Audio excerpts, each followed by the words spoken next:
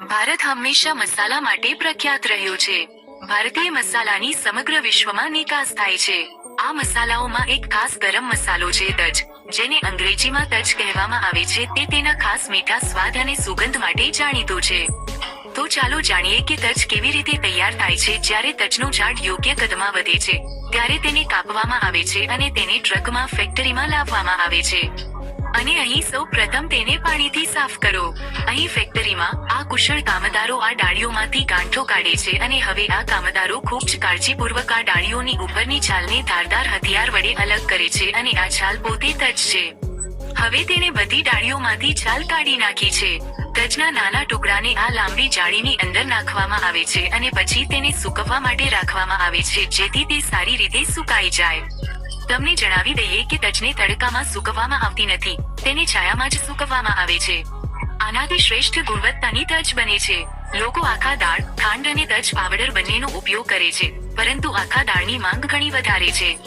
એટલા માટે ફેક્ટરીમાં તેના ટુકડા કરીને પેક કરવામાં આવે છે અને હવે અહીં તજનો પાવડર બનાવવામાં આવશે. હવે આ પાવડરને નાના પેકેટમાં પેક કરીએ. તજના ઝાડમાંથી તજ મેળવવામાં આવે છે. જો કે આપણે તેને તજનું વૃક્ષ કહીએ છીએ, પરંતુ આ વૃક્ષનું નામ તજ છે. તે મુખ્યત્વે દક્ષિણ ભારત અને શ્રીલંકામાં જોવા મળે છે. તે વધુ વરસાદ ધરાવતા વિસ્તારોમાં ઉગાડવામાં આવે છે.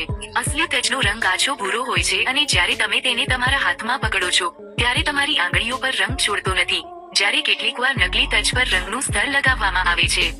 આ વાસ્તવિક અને નકલી વચ્ચેનો તફાવત કહી શકે છે. વાસ્તવિક દાળ ચાઇનીઝ કેસિયા ચીન, ઇન્ડોનેશિયા અને વિયેતનામ જેવા અન્ય એશિયન દેશોમાંથી આવે છે. તેની છાલ રફ ટેક્સચર સાથે મજબૂત હોય છે.